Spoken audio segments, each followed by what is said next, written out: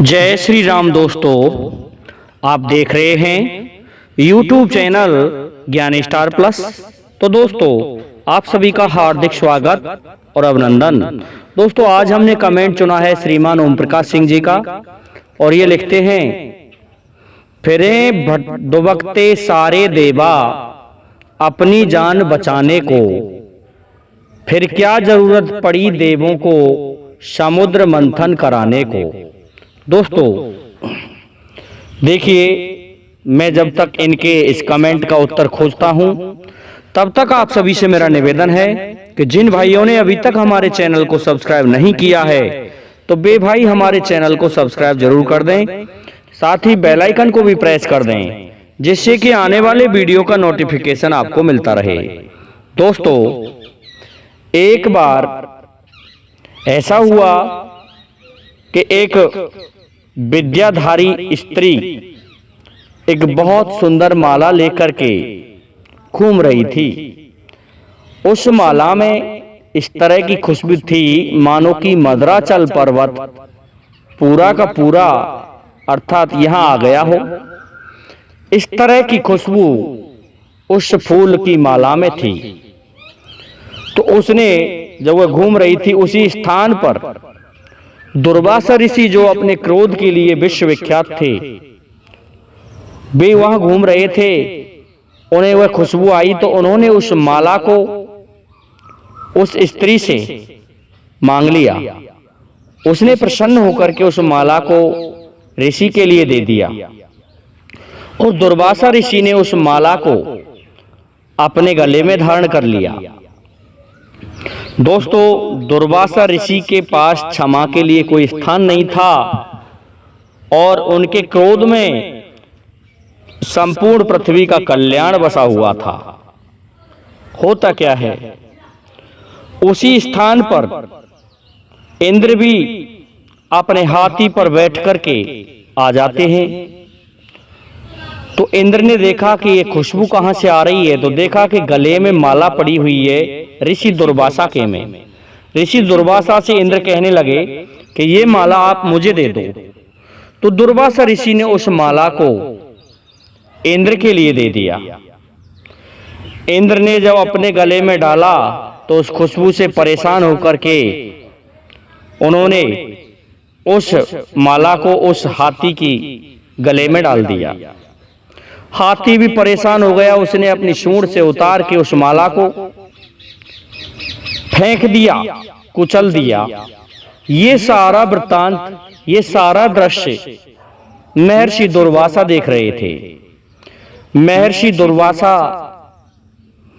ये देख करके क्रोधित हो जाते हैं और इंद्र से कहने लगे कि रे उन्मत्त ढीठ इंद्र, ऐसा है तुम देवताओं का सारा ऐश्वर्य समाप्त हो जाएगा और इस त्रिलोकी में से श्री समाप्त हो जाएगी, ये श्रीहीन हो जाएगा।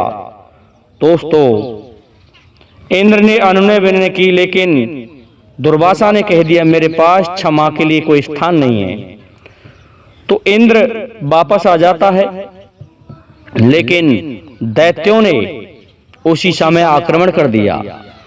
दोनों पक्षों में घोर संग्राम हुआ और दैत्य विजयी हो गए। अब तो मारे मारे भटकने लगे देवतागण। ये संसार श्रीहीन हो गया, लक्ष्मी से विहीन हो गया।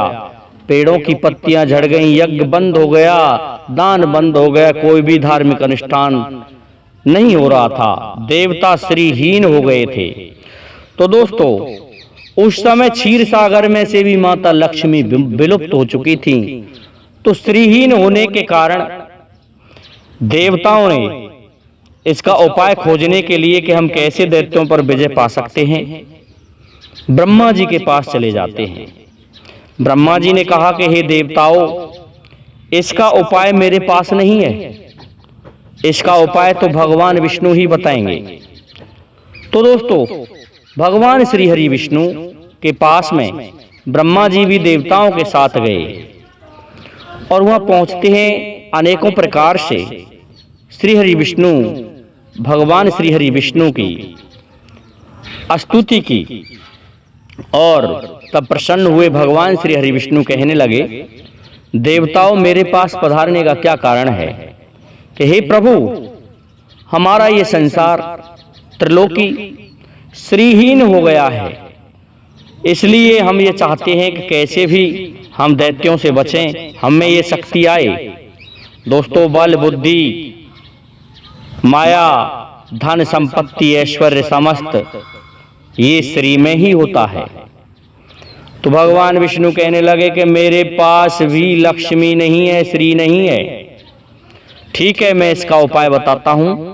तुम ऐसा करो, किसी भी प्रकार से राक्षसों से ये कहो कि राक्षसों, तुम मद्राचल पर्वत से, सुमेरु पर्वत से, हिमालय पर्वत से समस्त औषधियों को लाकर के समुद्र में डालो और हम तुम मिलकर के ये समुद्र मंथन करेंगे और इसके लिए भगवान शिव के पास चले जाओ। भगवान शिव के पास में चले जाते हैं। भगवान शिव ने दैत्यों को ये आदेश दे दिया तो भगवान शिव के कारण दैत्य वहां आ जाते हैं कि तुम्हें भी तुम्हारा भाग मिलेगा। दैत्य समझने लगे कि इसमें से अमृत निकलेगा, हम भी अमर हो जाएंगे और जो भी कुछ निकलेगा उसमें आधा आधा होगा। तो दोस्तों, वासुकी नाग को ले लिया नेति के रूप में और मद्राचल पर्वत को ले लिया रई के रूप में, मथानी के रूप में।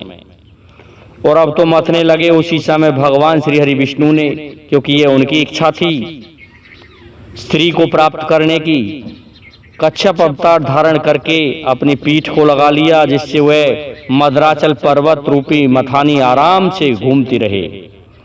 इस प्रकार खींचते रहे। एक तरफ भगवान श्री हरि विष्णु दूसरा स्वरूप धारण करके देवताओं के समक्ष, देवताओं में सम्मिलित हो गए और खींचने लगे और वासुकी को बल देते रहे।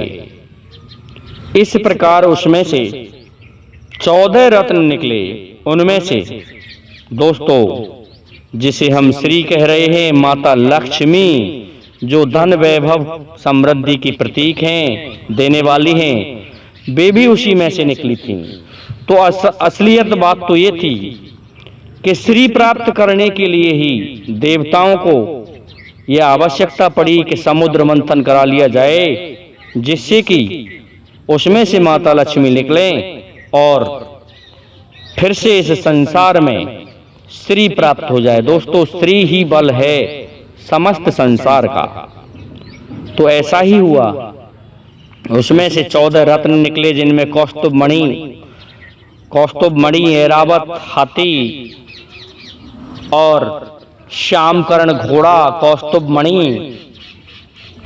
श्री अर्थात माता लक्ष्मी, रंभा परी जो स्वर्ग में रहती थी, विष जहर निकला, वाणी शराब निकली। इस प्रकार से श्री रंभा विषवारिणी सुधा शंख गजराज, ये 14 रत्न निकले।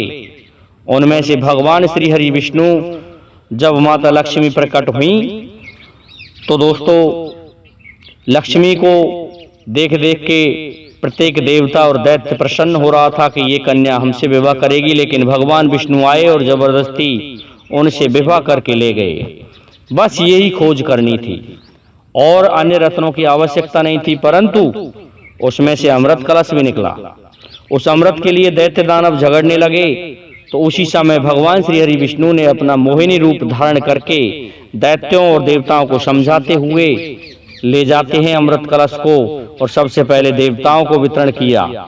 उनमें राहु नामक एक राक्षस बैठ गया, वह सीधे ही अमृत को पी गया, जिससे आज भी अमर है। इस प्रकार से समुद्र मंथन की आवश्यकता पड़ी। श्रीमान ओम प्रकाश सिंह जी, मैं समझता हूँ आपको आपके प्रश्न का, आपकी कमेंट का उत्तर मिल गया होगा।